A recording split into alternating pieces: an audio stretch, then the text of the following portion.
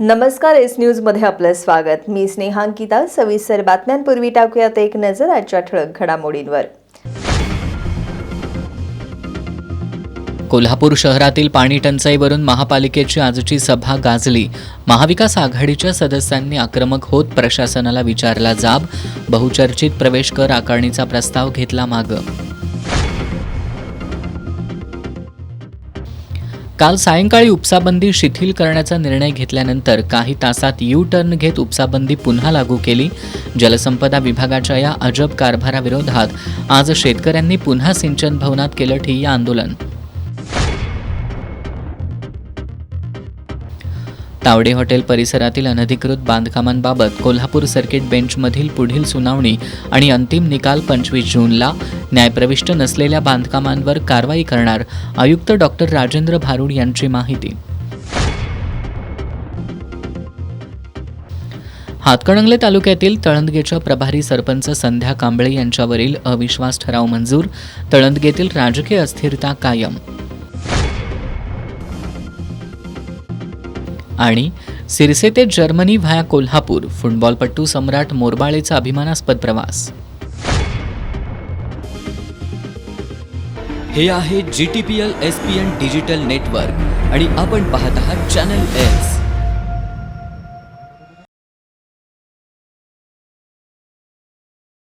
नमस्कार, एस न्यूजमध्ये आपलं पुन्हा एकदा स्वागत.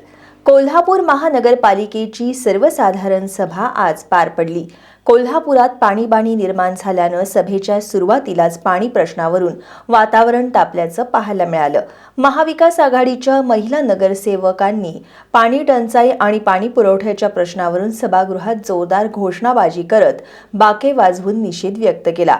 यामुळे काही काळ सभागृहात गोंधळाचं वातावरण निर्माण झालं होतं. अखेर महापौर रूपा राणी निकम आणि आयुक्त डॉक्टर राजेंद्र भारुड यांनी पाणी पुरवठ्याच्या प्रश्नावर सुरुवातीला चर्चा करण्यात येईल असं आश्वासन दिल्यानंतर वातावरण निवळलं.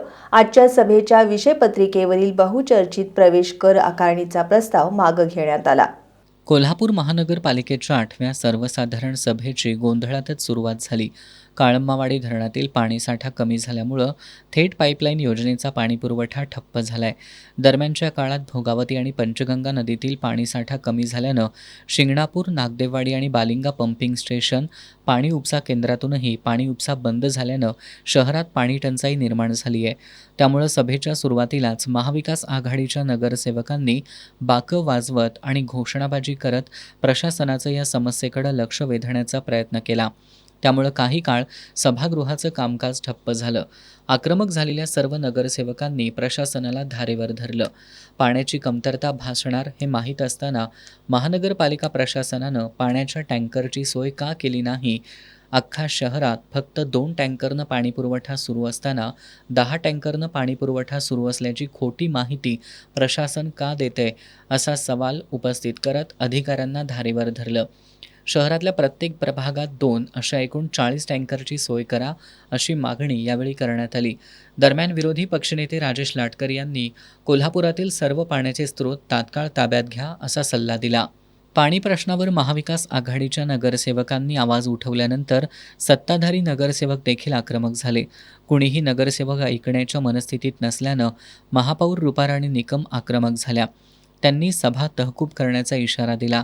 त्यानंतर आयुक्तांनी पाणी पुरवठ्याबाबतची सद्यस्थिती सभागृहात सांगितली. आज तात्काळ 20 टँकर उपलब्ध करून देण्याचं आश्वासन देऊन आयुक्त डॉक्टर राजेंद्र भारुड यांनी पाणी प्रश्नावर उद्या आढावा बैठक घेणार असल्याचं सांगितल्यानंतर पाणी प्रश्नावर पडदा पडला. यानंतर कार्यक्रम पत्रिकेवरील विषयांवर चर्चा सुरू झाली.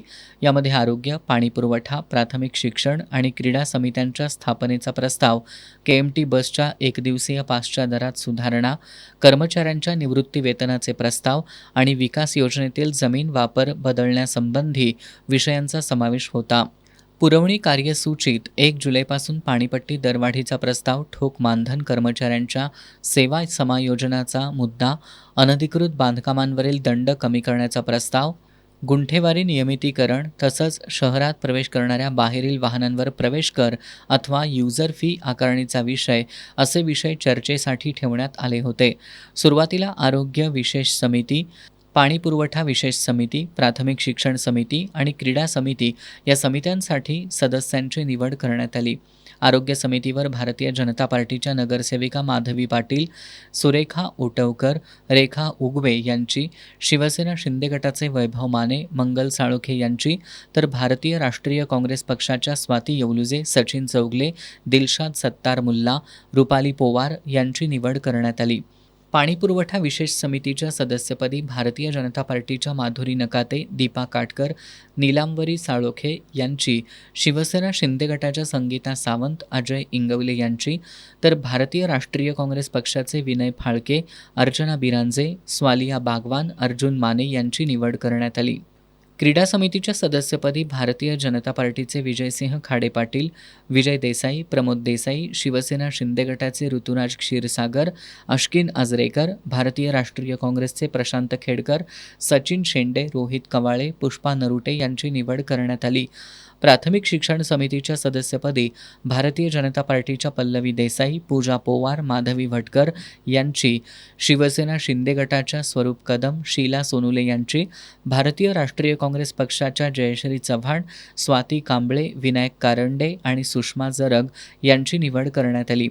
आजच्या महासभेत दैनिक साप्ताहिकांचे जाहिरात दर, टिंबर साठा परवाना रद्द करून सॉ मिलमध्ये वाढ करण्यास मंजुरी, बससेवा दरवाढ, ठोक मानधन कर्मचारी कायमसेवेत समाविष्ट करून घेणे, पौडी कर्मचाऱ्यांना शैक्षणिक अर्हता आणि पात्रतेनुसार पदोन्नती देणं आदी विषयांना मंजुरी देण्यात आली.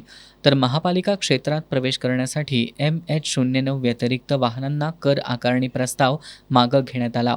आजच्या सभेत विरोधी पक्षनेते राजेश लाटकर, गटनेते इंद्रजित बोंद्रे, सुनील मोदी, प्रवीण सोनवणे, प्रतिज्ञा उत्तुरे, आदिल फरास, अनुराधा खेडकर, जयश्री चव्हाण यांनी विविध प्रश्न मांडले.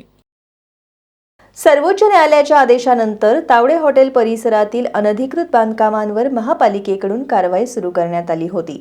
या कारवाई विरोधात 116 मिळकतधारकांनी सर्किट बेंचमध्ये धाव घेत स्थगितीची मागणी केली होती. यावर आज सुनावणी पार पडली. आता येत्या 25 जूनला पुन्हा सुनावणी घेऊन त्याच दिवशी अंतिम निकाल दिला जाणार असल्याचे आदेश न्यायालयानं दिलेत. महापालिका आयुक्त डॉक्टर राजेंद्र भारुड यांनी ही माहिती दिली आहे. सर्वोच्च न्यायालयाच्या निर्देशानुसार गांधीनगर रोड लगतच्या अनधिकृत बांधकामांवर कोल्हापूर महानगरपालिकेकडून कारवाई सुरू करण्यात आली होती. या कारवाईमुळे बाधित झालेल्या 204 मिळकतधारकांपैकी 116 मिळकतधारकांनी सर्किट बेंचमध्ये याचिका दाखल करून कारवाईला स्थगिती देण्याची मागणी केली होती. या प्रकरणावर आज सुनावणी झाली. न्यायालयानं पुढील सुनावणीसाठी 25 जून ही तारीख निश्चित केली आहे. त्याच दिवशी अंतिम युक्तिवाद ऐकून निकाल दिला जाणार असल्याची माहिती आयुक्त डॉक्टर राजेंद्र भारुड यांनी दिली. दरम्यान न्यायालयीन प्रक्रियेत समाविष्ट नसलेल्या उर्वरित 88 मिळकतधारकांवरील कारवाई 22 जून रोजी करण्यात येणार असल्याचं त्यांनी स्पष्ट केलं. आता हा विषय माननीय उच्च न्यायालयात गेलेला आहे. माननीय महासभेतसुद्धा हा विषय चर्चेला आलेला आहे. तर गांधीनगरच्या बाबतीमध्ये जी सुप्रीम कोर्टाच्या गाईडलाईन्स होत्या त्या अनुषंगाने आपण सुनावणी घेऊन 21 जूनपर्यंत अतिक्रमणधारक किंवा जे कोणी प्रॉपर्टीधारक असतील त्यांनी अतिक्रमण स्वतःहून काढावे. 22 तारखेला आम्ही ते पाडायला येऊ असं आम्ही आदेश दिलेले होते. त्या अनुषंगाने मान्य उच्च न्यायालयात आज सुनावणी झालेली आहे आणि सुनावणीच्या अनुषंगाने मान्य उच्च न्यायालयाने आमच्या वकिलांच्या मार्फत जी आम्हाला माहिती मिळाली की 25 जून 2026ला त्याची फायनल हिअरिंग होईल आणि तोपर्यंत कोर्टाने सूचना दिलेली की तोपर्यंत कुठलेही ॲक्शन आपण ह्या व्यक्तींच्या बाबतीमध्ये घेऊ नये 25 जूनपर्यंत. आणि साधारणतः 204 हे मिळकतधारक आहेत आणि त्याच्या अगेन्स्ट 116 मिळकतधारक हे मान्य उच्च न्यायालयात त्यांनी अपील केलेली आहे. तर उर्वरित जे मिळकतधारक आहेत, उर्वरित जे प्रॉपर्टी होल्डर आहेत त्यांच्यावरती आम्ही नियमानुसार आणि कायद्याच्या तरतुदीनुसार कारवाई करू. तावडे हॉटेल परिसरातील अनधिकृत बांधकामांबाबत 25 जूनला होणाऱ्या सुनावणीकडे संबंधित मिळकतधारकांसह महापालिका प्रशासनाचं लक्ष लागलंय. दरम्यान उर्वरित बांधकामांवरील कारवाई नियोजित वेळापत्रकानुसार सुरू राहणार असल्याचं प्रशासनानं स्पष्ट केल्यानं जे न्यायालयात गेले नाहीत त्यांच्यावरील कारवाई अटळ आहे. राधानगरी तालुक्यातील सिरसे सारख्या ग्रामीण भागातून येत सम्राट मोरबाळे या फुटबॉलपटूनं जर्मनीतील प्रसिद्ध फुटबॉल क्लबचं लक्ष वेधलंय. सम्राटमध्ये भारतीय फुटबॉल संघात स्थान पटकावण्याची क्षमता असल्याचा विश्वास प्रशिक्षक व्यक्त करतात. सम्राट मोरबाळेचा हा प्रवास क्रीडा क्षेत्रात करिअर करू पाहणाऱ्या मुलामुलींसाठी प्रेरणादायी आहे. 8 वेळा शालेय राज्यस्तरीय स्पर्धांमध्ये कोल्हापूरचं प्रतिनिधित्व, 3 वेळा राष्ट्रीय स्पर्धांमध्ये महाराष्ट्राचं प्रतिनिधित्व, जर्मनीच्या जगप्रसिद्ध बायर्न म्युनिक फुटबॉल क्लबच्या ग्रासरूट प्रशिक्षण शिबिरासाठी निवड, रिलायन्स फाउंडेशनच्या गोल्डन बूटचा 2 वेळा आणि गोल्डन बॉलचा 2 वेळा मानकरी हा यशाचा चढता आलेख आहे. मूळचा राधानगरी तालुक्यातील शिरसे गावचा आणि सध्या कोल्हापुरात राहणाऱ्या सम्राट मोरबाळे या फुटबॉलपटूचा. सध्या फुटबॉलचा महाकुंभ समजली जाणारी विश्वचषक फुटबॉल स्पर्धा सुरू आहे. या स्पर्धेत मुंबई शहराएवढी लोकसंख्या असणाऱ्या देशांचे संघ सहभागी असताना भारतासारख्या खंडप्राय देशाचा संघ का नाही असा प्रश्न फुटबॉल प्रेमींना सतावत असतो. अशावेळी सम्राटसारख्या खेळाडूंमध्ये भारतीय फुटबॉलचं भवितव्य दिसतं. गावाकडच्या अवघ्या 4 गुंठे जमिनीतून कुटुंबाचा उदरनिर्वाह चालणं अवघड असल्यानं भोगावती कारखान्यासाठी ऊस तोडणीचं काम केलेले कृष्णात आणि साताप्पा मोरबाळे हे दोघे भाऊ चांदी व्यवसायाच्या निमित्तानं कोल्हापुरात स्थिरावले. याच कुटुंबात सम्राटच्या रूपानं भारतीय फुटबॉलचं भवितव्य संघर्षावर मात करत आकाराला येतंय. सिरसे ते कोल्हापूर या प्रवासाकडे मागं वळून पाहताना कृष्णात मोरबाळे आणि त्यांच्या कुटुंबीय भावना विवश झाले होते. लय म्हणजे परिस्थिती गरीब होती. आमची जमीन आहे फक्त 4 गुंठे. आई वडील ऊसापासून थोडे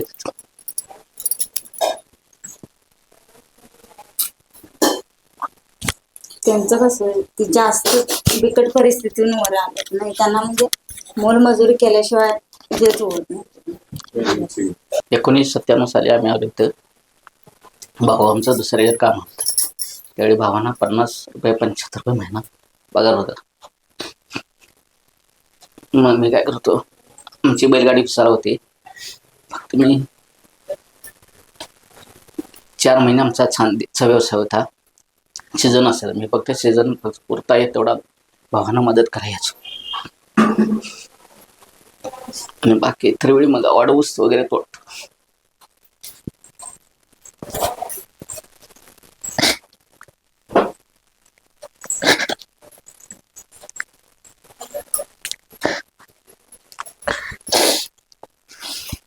आणि आमच्या आई वडिलांना पण खुश तोडलाय.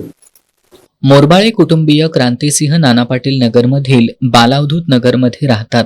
त्या परिसरातील पोईखडीच्या माळावर सम्राट मनसोक्त फुटबॉल खेळायचा. याच माळावर सम्राटच्या फुटबॉल खेळातल्या करिअरचा पाया रचला गेला. लहानपणापासून इथं फॅक्टरी होती. त्या फॅक्टरीमधून असं बॉल ते नाणं, मग नंतर ना बास्केटबॉल, फुटबॉल असं खेळत खेळत मग गल्लीतून निर्माण झाली. मग शाळेत मला महाराष्ट्र स्कूलमध्ये घातल्यामुळं तिथं मग पहिलीत असतानाच प्रॅक्टिस म्हणजे चालू करण्याची हे होती. मग त्यावेळी मी प्रॅक्टिस जॉईन केली. त्यावेळी बाबांनी लई सपोर्ट केला. दररोज पहाटे 5ला उठून बाबा मला न्यायला सोडत होते आणि परत न्यायला येत होते. बाबांमुळेच सगळं झालं. आणि बाबांचे तर सपोर्ट नसता तर काय झालं नसतं. त्यामुळे बाबांनी सगळं केलं. सम्राटच्या फुटबॉल प्रेमाला घरच्यांचं सुद्धा पाठबळ मिळालं. त्यामुळे फुटबॉल खेळासाठी प्रसिद्ध असलेल्या महाराष्ट्र हायस्कूलमध्ये प्रवेश घेण्यात आला. तिथल्या शिक्षकांनी सुद्धा त्याच्यातलं फुटबॉल खेळाचे कौशल्य ओळखलं आणि त्याला शाळेच्या संघात स्थान मिळालं. पहिल्यांदाच मी बेबी लीग खेळलो संजय वडाव विरुद्ध. तेव्हा मी ती बेबी लीग जिंकलो. मग नंतर ना पहिलीत गेल्यानंतर मी प्रॅक्टिस चालू झाली. मग थोड्या दिवसानंतर सुब्रतो मुखर्जी स्पर्धा होत्या. त्यामध्ये मग परफॉर्मन्स कायम डेली प्रॅक्टिस होती. मग त्या प्रॅक्टिसमध्ये हे संतोष पवार सर आणि साळवे सर यांनी माझी निवड केली. मी सेंटर हाफ व स्ट्रायकर खेळतो, त्यामुळे त्यांनी मला निवडले. शालेय स्पर्धा खेळलो. नंतर महाराष्ट्र बायर्न म्युनिक कप खेळलो. रिलायन्स फाउंडेशन खेळलो. हे आता लोकमत कप खेळलो. फुटसाल खेळलो. परत नॅशनल आणि युथ लीग खेळलो. परत गुजरातमध्ये आय लीग. शालेय, जिल्हा, राज्य, राष्ट्रीय, आंतरराष्ट्रीय स्तरांवरील स्पर्धांमध्ये मैदान गाजवणाऱ्या सम्राटला रोनाल्डोचा खेळ आवडतो. रोनाल्डो त्याचा डिसिप्लिन म्हणजे तो कुठून कचरा हे लोटवता रोडवरून ते आता टॉपचा प्लेअर आहे. हे त्याचं डिसिप्लिन आहे. ते अल्कोहोल करत नाही. त्याचे डॅड हे एक्सपायर झाल्यामुळे हा डिसिप्लिन. परत त्या अंगावर टॅटू नाही. कायम डिसिप्लिन म्हणजे दररोज daily practice, daily routine, daily diet, daily swimming सगळं त्याचं डिसिप्लिनमध्ये. डिसिप्लिन प्लेअर पाहिजे. मगच तो सक्सेस होऊ शकतो. आणि तो डिसिप्लिन रोनाल्डोमध्ये. मैदान गाजवणारी पोरं अभ्यासात हुशार नसतात हा समज सुद्धा सम्राटनं खोडून काढत 10वीत 80% गुण मिळवलेत. 11वीसाठी सम्राटनं त्याच्यातल्या फुटबॉलपट्टूला आकार देणाऱ्या महाराष्ट्र हायस्कूलमध्येच प्रवेश घेतलाय. सम्राटच्या आई गीता या सम्राटला फुटबॉलपट्टू म्हणून घडवण्यात प्रशिक्षक प्रदीप साळोखे यांचा सिंहाचा वाटा असल्याचं सांगतात. प्रॅक्टिस असं म्हणजे कधी चुकवत नाही. पहिलीपासून ते आतापर्यंत रेग्युलर प्रॅक्टिसला जाते. ग्राउंडवर जरी गेला तरी शिक्षक वगैरे म्हणा, साईडची लोक जास्त करून त्याच्यावरच हे करतात. ते जी इच्छा असली तर आम्ही काय पाठवू शकतो, कारण की आम्हाला पण ते कसा पुढे गेलेलाच पाहिजे. आता पण आम्ही त्याला पाठवत होतो, पण म्हटलं आता अजून एवढं सर्व ते म्हटलेत की असू देत 2 वर्ष शिकू दे, कारण की कुणाला कुठल्या पण आई वडिलांना वाटणारच की आपला मुलगा पुढे जाऊ देत, मोठा होऊ देत. तसंच आमची पण इच्छा आहे की तो पण तसाच पुढे जावा. सम्राटच्या काकी शुभांगी आणि चुलत भाऊ सूरज यांनाही सम्राटचा सार्थ अभिमान वाटतो.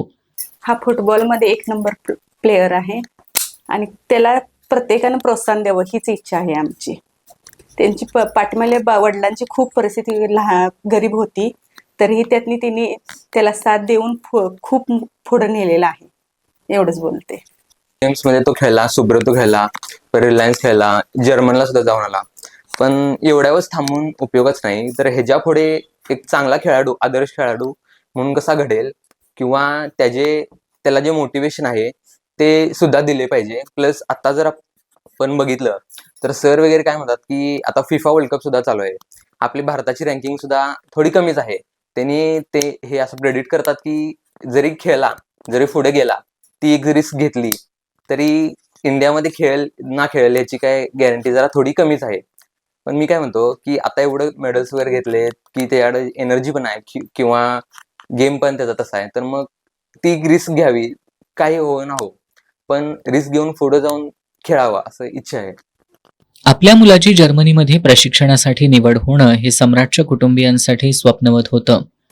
जर्मनीमध्ये निवड म्हणजे पहिला इथून म्हणजे विभाग स्टेट असे होते. मग त्या विभाग स्टेटमधून 1 लाख खेळाडू आले होते व त्या 1 लाख खेळाडूंमधून आमच्या 20 जणांची निवड झाली होती.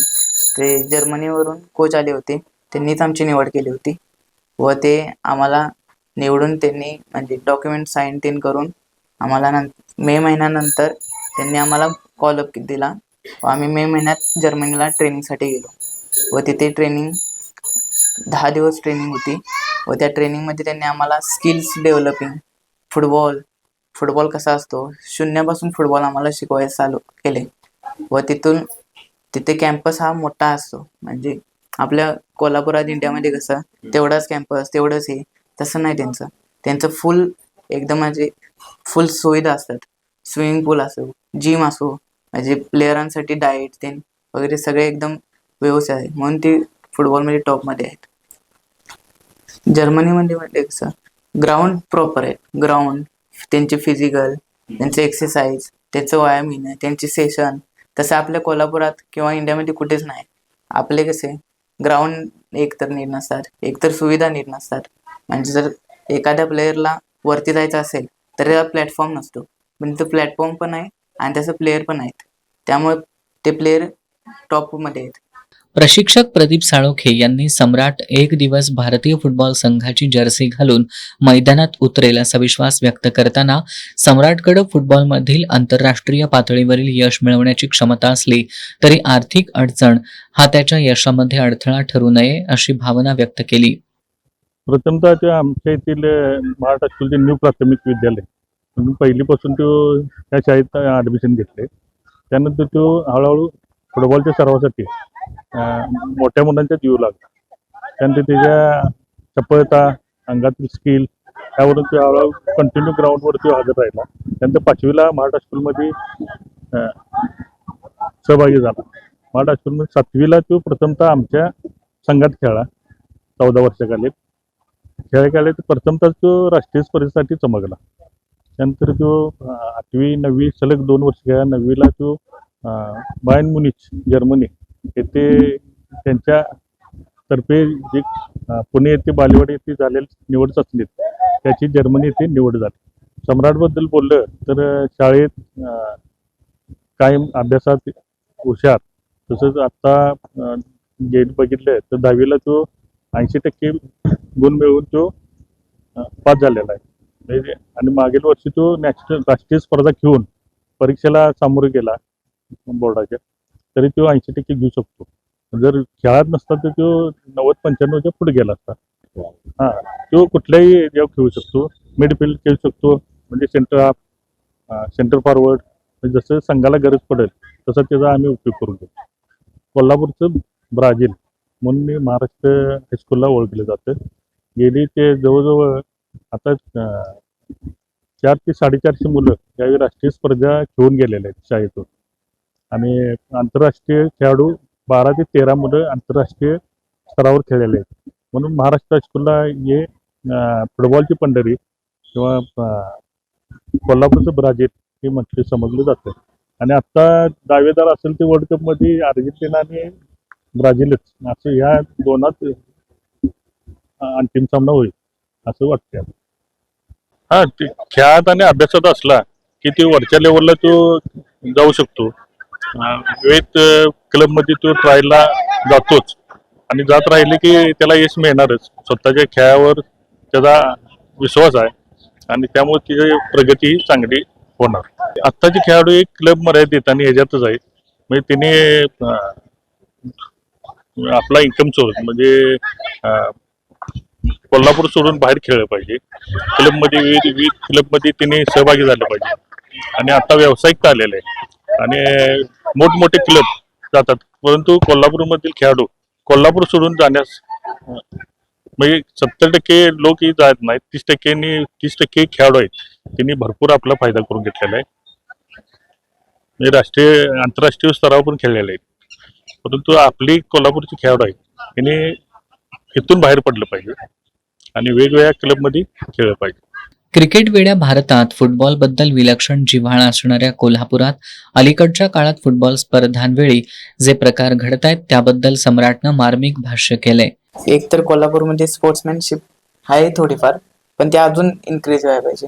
म्हणजे असं फॅन्समध्ये पण तसंच आहे, माझे पेटे माझे मंडळ.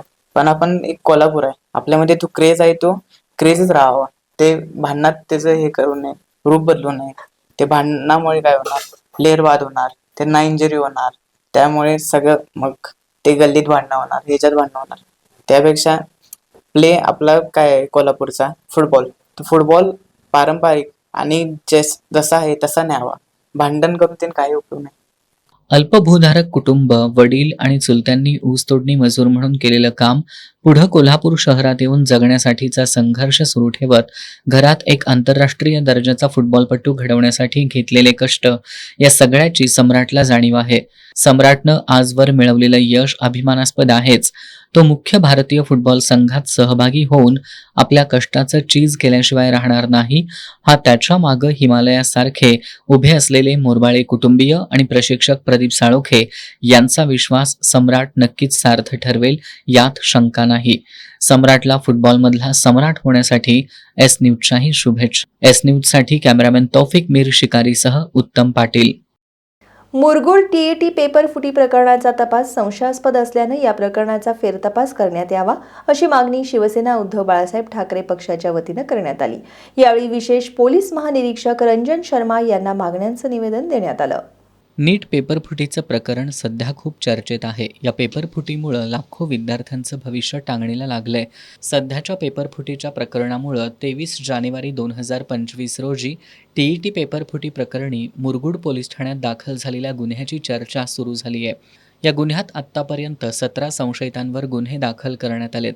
तपास अधिकारी DYSP क्षीरसागर यांनी ज्या संशयितांना टीईटी पेपर फुटी प्रकरणी अटक केली आहे त्या संशयितांनी फोडलेले पेपर कुणाला दिलेत हा प्रश्न अद्याप गुलदस्त्यात असल्याचा आरोप शिवसेना उद्धव बाळासाहेब ठाकरे पक्षाच्या वतीनं करण्यात आलाय.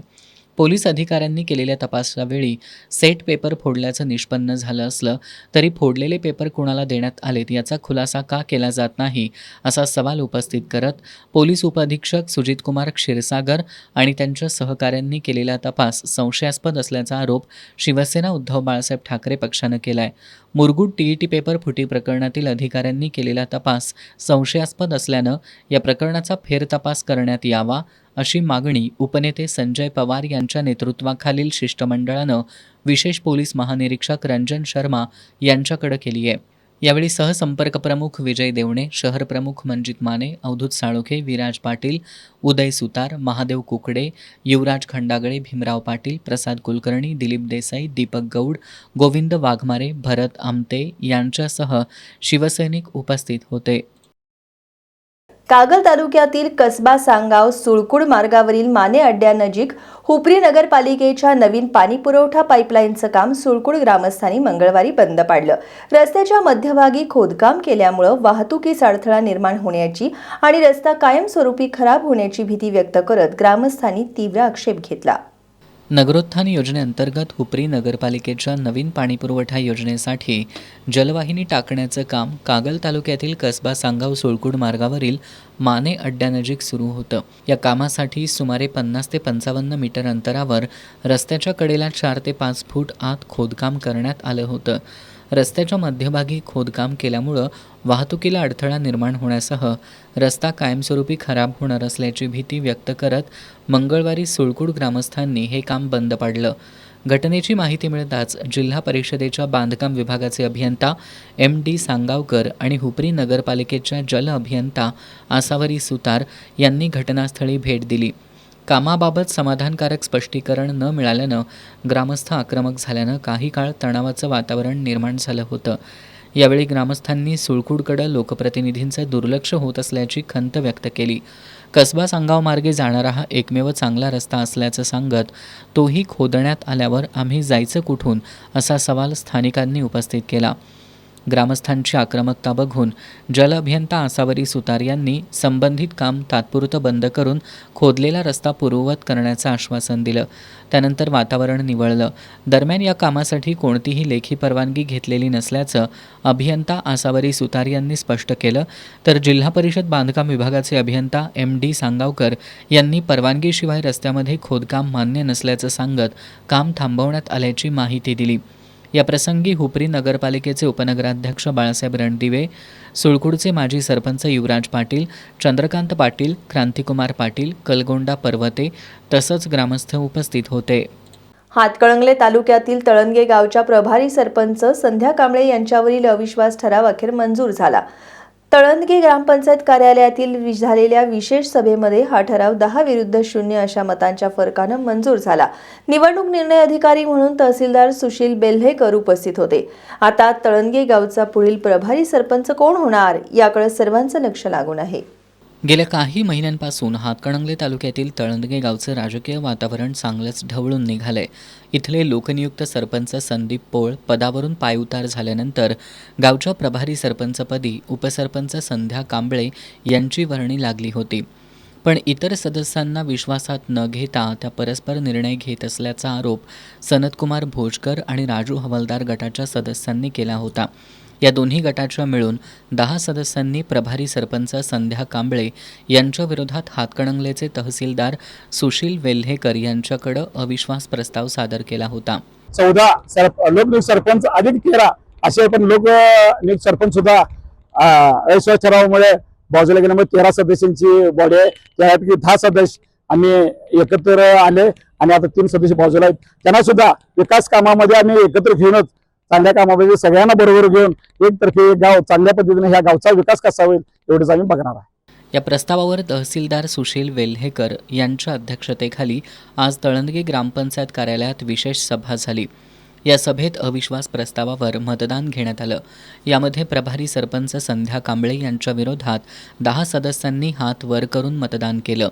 या सभेसाठी संध्या कांबळे यांच्यासह त्यांच्या गटाचे 3 सदस्य या मतदान प्रक्रियेवेळी अनुपस्थित राहिले.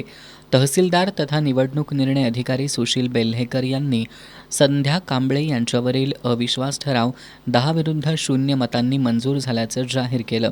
यावेळी कोणताही अनुचित प्रकार घडू नये यासाठी मोठा पोलीस बंदोबस्त तैनात करण्यात आला होता. आता तळणगे गावचा पुढील प्रभारी सरपंच कोण होणार याकडे सर्वांचं लक्ष लागून राहिले. राजर्षी शाहू सलोखा मंचच्या वतीनं येत्या रविवारी राजर्षी शाहू राष्ट्रीय विचार परिषदेचं आयोजन करण्यात आलंय. दसरा चौकातील राजर्षी शाहू स्मारक भवन इथं ही परिषद होणार आहे. सलोखा मंचचे निमंत्रक वसंतराव मुळीक यांनी पत्रकार बैठकीत ही माहिती दिली. येत्या रविवारी 21 जून रोजी राजर्षी शाहू सलोखा मंचच्या वतीनं कोल्हापुरात राजर्षी शाहू राष्ट्रीय विचार परिषदेचं आयोजन करण्यात आलंय.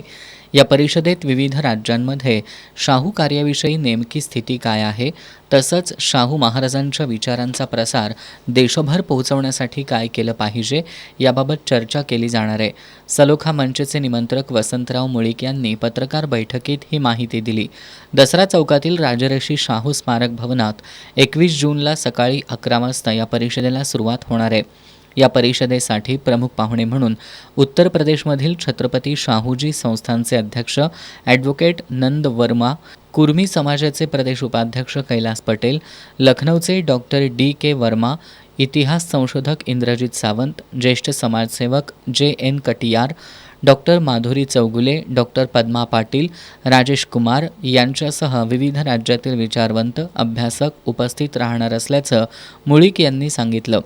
या पत्रकार बैठकीला सलोखा मंचचे सहनिमंत्रक बबन रानगे, सचिव संजय कांबळे, शशिकांत पाटील, सुखदेव बुद्ध्याळकर, बाळासाहेब भोसले, शिवमूर्ती झगडे, आकाश शेलार, महेश मछले, अनिल गिरी आदी उपस्थित होते. करवीर तालुक्यातील अनेक रेशन कार्ड धारकांना जाचगटी घालून नोटीस दिल्यात.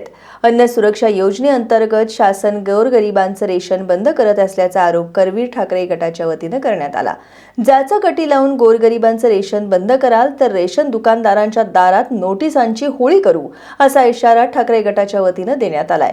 करवीरचे नायब तहसीलदार भालचंद्र यादव यांना याबाबतचं निवेदन देण्यात आलं. करवीर तालुक्यातील अनेक गावातील रास्तभाव दुकानदारांमार्फत अन्न सुरक्षा योजनेतील लाभार्थींना नोटीस देण्यात आल्यात. अन्न सुरक्षा योजनेअंतर्गत रेशन लाभार्थी हा IT रिटर्न भरणारा नसावा अशी अट नोटीसमध्ये नमूद करण्यात आली आहे. तसंच जे अल्पभूधारक आहेत अशांना अनेक जाचक अटी घालण्यात आल्यात. याविरोधात शिवसेना उद्धव बाळासाहेब ठाकरे पक्षाच्या वतीनं करवीरचे नायब तहसीलदार भालचंद्र यादव यांची भेट घेण्यात आली. यावेळी अन्न सुरक्षा योजनेअंतर्गत शासन गोरगरिबांचं रेशन बंद करत असल्याचा आरोप करण्यात आला. महागाईच्या जमान्यात गोरगरिबांना मिळणारं रेशन हे शासनानं बंद करू नये. जे स्वेच्छेनं स्वतःचं रेशन बंद करणार असतील त्यांचं रेशन शासनानं बंद करावं, मात्र गोरगरिबांना जाचक अटी लावू नयेत अशा मागण्या यावेळी पक्षाच्या वतीनं करण्यात आल्या. मागण्यांचं निवेदन करवीरचे नायब तहसीलदार भालचंद्र यादव आणि पुरवठा अधिकारी विकास देसाई यांना देण्यात आलं. मागण्यांकडे दुर्लक्ष केल्यास गावागावातील रेशन दुकानदारांच्या दारात नोटिसांची होळी करू असा इशारा पक्षाच्या वतीनं देण्यात आला. यावेळी उपजिल्हा प्रमुख पोपट दांगट, करवीर तालुका प्रमुख राजू यादव, बाळासाहेब नलवडे, जितू कुबडे, सचिन नागटिळक, राजू सांगावकर, प्रकाश मुदुगडे, दिनेश परमार, संतोष चौगुले, दत्ता फराकटे, कैलास जाधव, दीपक पोपटाणी, सुनील पारपाणी, दीपक अंकल, मोहन राजपूत, बाबूराव पाटील आदी उपस्थित होते. मान्सून लांबल्यानं खरीपातील पेरण्या खोळंबल्यात. पावसानं ओढ दिल्यानं बहुतेक धरणांनी आता तळ गाठला असून पाऊस लांबल्यानं जमिनीतील ओलावाही कमी झाला आहे. त्यामुळे शेतकऱ्यांची चिंता वाढली आहे. परंतु जोपर्यंत पुरेसा पाऊस पडत नाही तोपर्यंत शेतकऱ्यांनी पेरणी करू नये असं आवाहन कृषी अधिकाऱ्यांनी केलंय. अल निनोच्या प्रभावामुळं मान्सून लांबलाय. जूनचा मध्य आला तरी पावसानं ओढ दिल्यानं बहुतेक धरणांनी आता तळ गाठला असून पाऊस लांबल्यानं जमिनीतील ओलावाही कमी झालाय. त्यामुळं शेतकऱ्यांची चिंता वाढली आहे. पावसाअभावी पेरणी रखडली आहे. कोल्हापूर जिल्ह्यात खरीप हंगामातील पिकांचं क्षेत्र 1,80,000 हेक्टर इतकं आहे. यामध्ये भात पिकाचं क्षेत्र 90,000 हेक्टर असून या खालोखाल सोयाबीन आणि भुईमुग पिकांचा नंबर लागतो. परंतु सध्या जून महिना निम्मा संपला तरी पावसानं अद्याप हजेरी न लावल्यानं शेतकऱ्यांच्या नजरा आता आकाशाकडे लागल्यात. पावसानं पाठ फिरवल्यानं गतवर्षीच्या तुलनेत यावर्षी पेरणी कमी झाली आहे. गतवर्षी या वेळेपर्यंत 30% पेरणी झाली होती. यावेळी फक्त 16%च पेरणी झाल्याची माहिती कृषी अधिकारी जालिंदर पांगरे यांनी दिली आहे. यावर्षी एल निनोची पार्श्वभूमी विचारात करता गतवर्षीच्या तुलनेत कोल्हापूर जिल्ह्यामध्ये पेरणी कमी झाली आहे. गतवर्षी या तारखेपर्यंत कोल्हापूर जिल्ह्यामध्ये जवळजवळ 30% क्षेत्रावरती पेरणी झाली होती.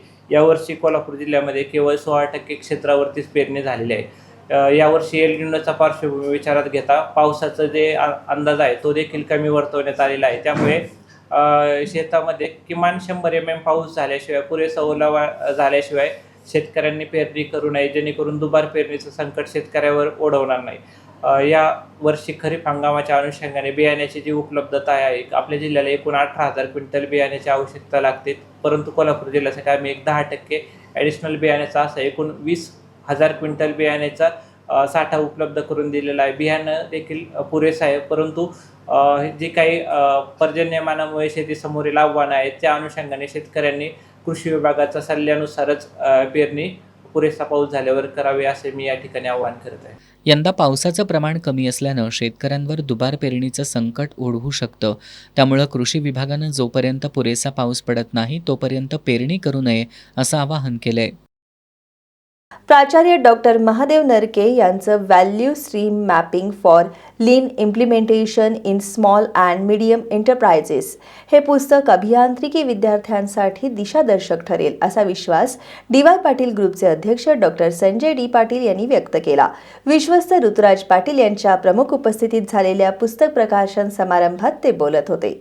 कसबा बावड्यातील डी.वाय. पाटील पॉलिटेक्निकचे प्राचार्य डॉक्टर महादेव नरके यांनी आपल्या संशोधक आणि अभ्यासू वृत्तीतून अभियांत्रिकीच्या विद्यार्थ्यांना उपयुक्त ठरेल अशा value stream mapping for lean implementation in small and medium enterprises या पुस्तकाची निर्मिती केली आहे. या पुस्तकाचा प्रकाशन सोहळा डी.वाय. पाटील ग्रुपचे अध्यक्ष डॉक्टर संजय डी. पाटील यांच्या हस्ते आणि विश्वस्त ऋतुराज पाटील, कुलगुरू डॉक्टर राकेश कुमार शर्मा, कार्यकारी संचालक doctor A K. Gupta, CHRO Shrilekha Satam, प्राचार्य डॉक्टर महादेव नरके यांच्या कुटुंबियांच्या उपस्थितीत पार पडला. यावेळी बोलताना डॉक्टर संजय डी. पाटील यांनी डॉक्टर महादेव नरके यांनी अतिशय खडतर प्रवासातून शिक्षण घेत आईवडिलांच्या कष्टाचं चीज केलं असून आज त्यांचं पहिलं पुस्तक प्रकाशित होतंय याचा मनस्वी आनंद होत असल्याची भावना व्यक्त केली. हे पुस्तक अभियांत्रिकी विद्यार्थ्यांसाठी दिशादर्शक ठरेल असा विश्वास त्यांनी व्यक्त केला. विश्वस्त माजी आमदार ऋतुराज पाटील यांनी या महत्त्वपूर्ण लिखाणाबद्दल डॉक्टर नरके यांचं अभिनंदन करत त्यांना पुढील वाटचालीसाठी शुभेच्छा दिल्या. प्राचार्य डॉक्टर महादेव नरके यांनी पुस्तकाविषयी माहिती देताना PhD विषयाच्या संशोधनावेळी जाणवलेली या विषयावरील संदर्भ ग्रंथांची कमतरता आणि या विषयातील नाविन्य यातून पुस्तकाची निर्मिती झाल्याचं सांगितलं. कोणत्याही उत्पादनाच्या निर्मितीमध्ये cost cutting, time management, raw to finish mapping अशा सर्व टप्प्यांची माहिती या पुस्तकात देण्यात आल्याचं सांगताना डॉक्टर नरके यांनी आपल्या जीवन प्रवासावरही प्रकाश टाकला. आईवडिलांनी शिक्षणाला महत्त्व दिलं म्हणून आपण घडलो अशा शब्दात त्यांनी त्यांच्याबद्दलची कृतज्ञता व्यक्त केली.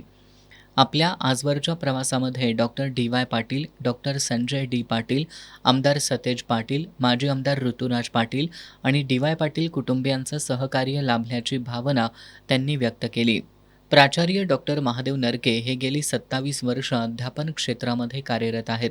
तर 2013 पासून ते डी.वाय. पाटील पॉलिटेक्निकमध्ये प्राचार्य पदावर आहेत. ISTE नवी दिल्लीचे गेल्या 15 वर्षांपासून कार्यकारी सदस्य आहेत. डी.वाय. पाटील विद्यापीठाच्या अभ्यास मंडळावर सदस्य म्हणून त्यांनी काम केलंय. लंडनमधील शैक्षणिक अभ्यास दौऱ्यात त्यांनी 6 विद्यापीठांना भेटी दिल्यात. ISTE नवी दिल्ली यांच्या वतीनं दुबईमध्ये झालेल्या कॉन्फरन्समध्ये ते सहभागी झाले होते. केरळमध्ये त्यांना बेस्ट पेपर अवॉर्डनं सन्मानित करण्यात आले. आजवर त्यांचे आंतरराष्ट्रीय स्तरावर 21 तर राष्ट्रीय स्तरावर 5 रिसर्च पेपर प्रकाशित झालेत. त्यांच्या मार्गदर्शनाखाली सध्या 5 विद्यार्थी PhD करतायत. यासह शिवसाई ग्रुप वडणगे आणि सोशल कनेक्ट फाउंडेशनच्या माध्यमातून त्यांनी 210 विद्यार्थ्यांना शैक्षणिक मदत केली आहे. यासह बालकल्याण संकुलमधील विद्यार्थ्यांना अभियांत्रिकी शिक्षणासाठी मदत केली आहे. त्यांना ISTE कडून सोशल कॉन्ट्रीब्युशन अवॉर्ड, किर्लोस्कर ग्रुपकडून वसुंधरा गौरव पुरस्कार, रोटरी इंटरनॅशनलकडून कोविडमध्ये विशेष योगदानासाठी reach the unreached award, rotary सेंट्रलकडून बेस्ट रोटेरियन अवॉर्ड, लोकमतकडून इन्स्पायरिंग पर्सनॅलिटी अवॉर्ड अशा नामांकित पुरस्कारांनी गौरवण्यात आले.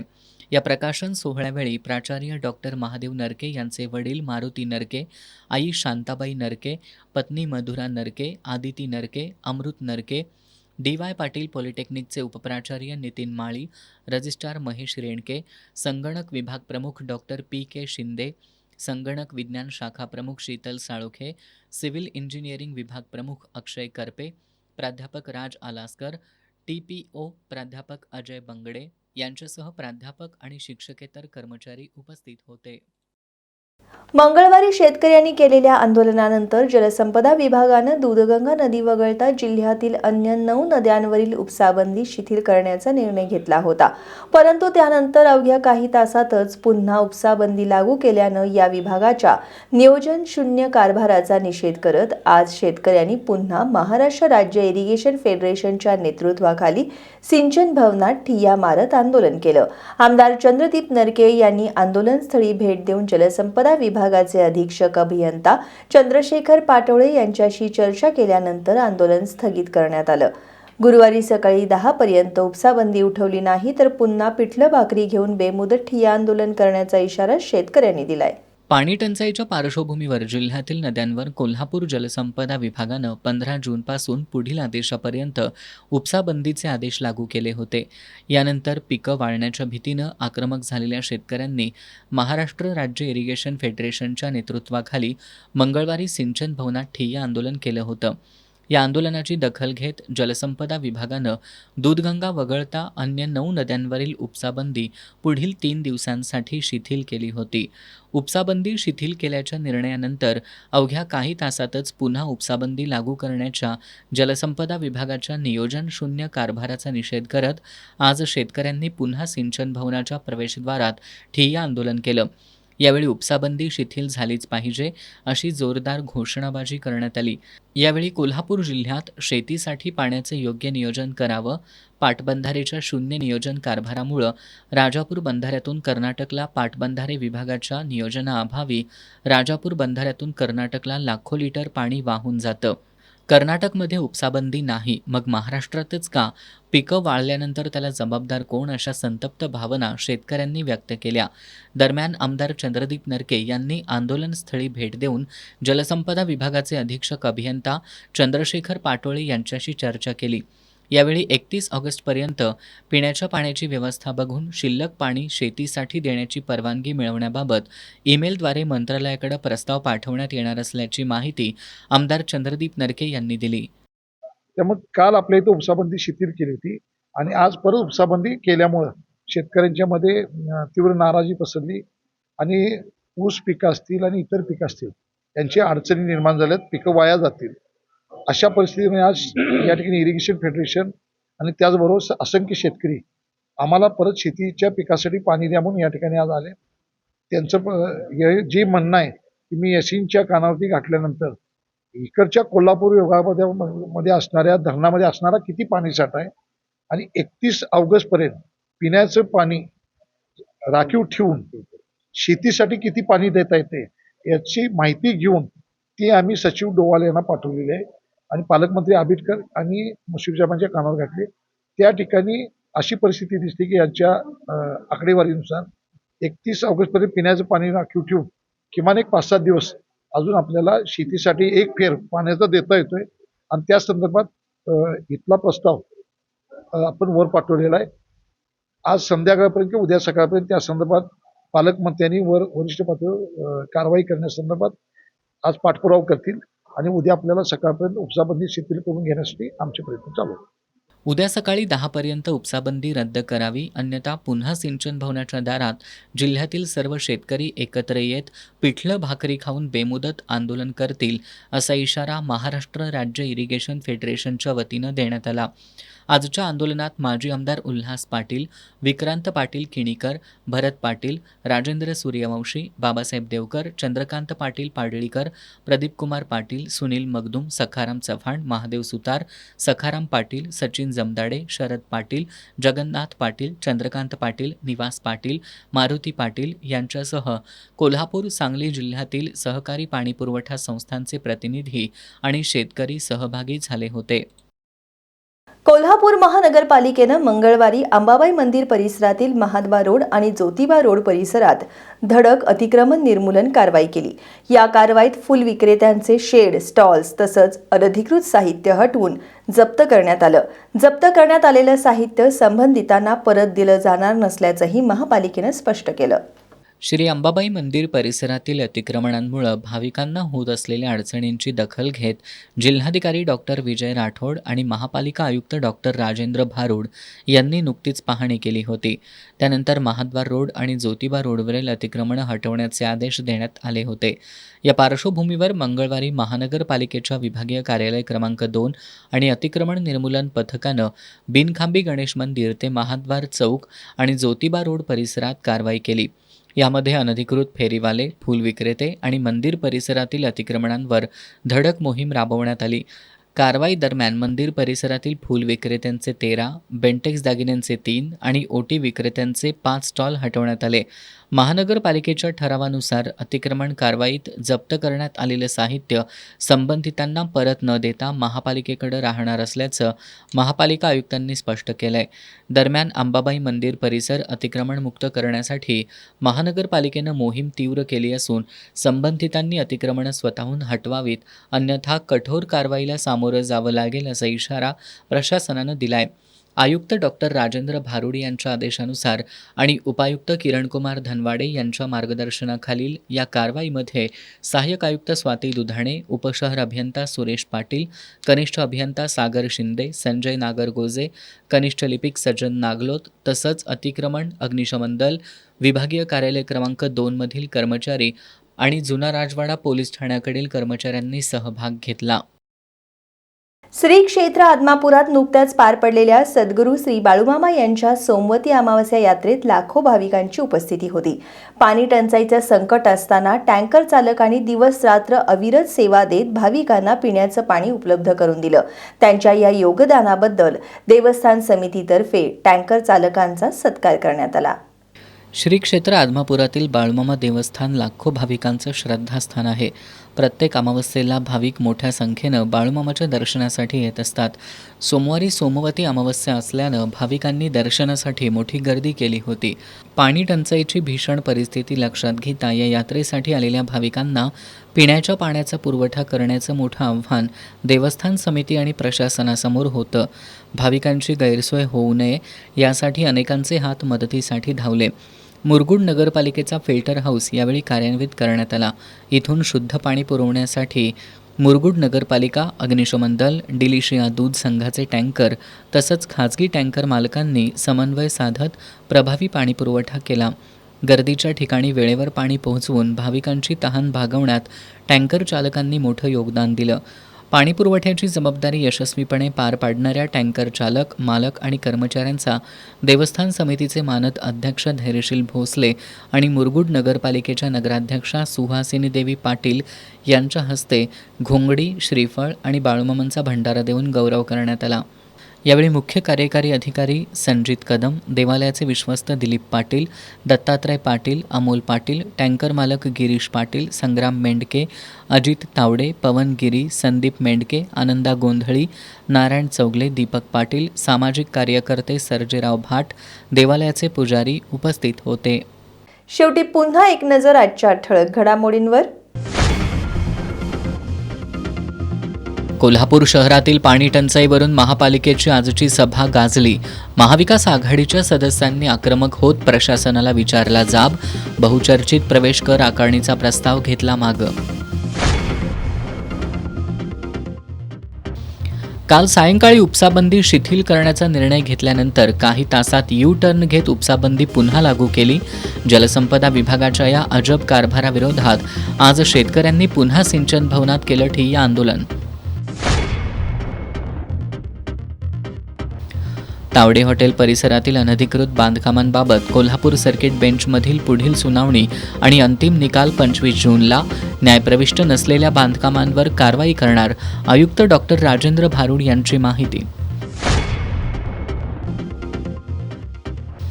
हातकणंगले तालुक्यातील तळंदगेच्या प्रभारी सरपंच संध्या कांबळे यांच्यावरील अविश्वास ठराव मंजूर.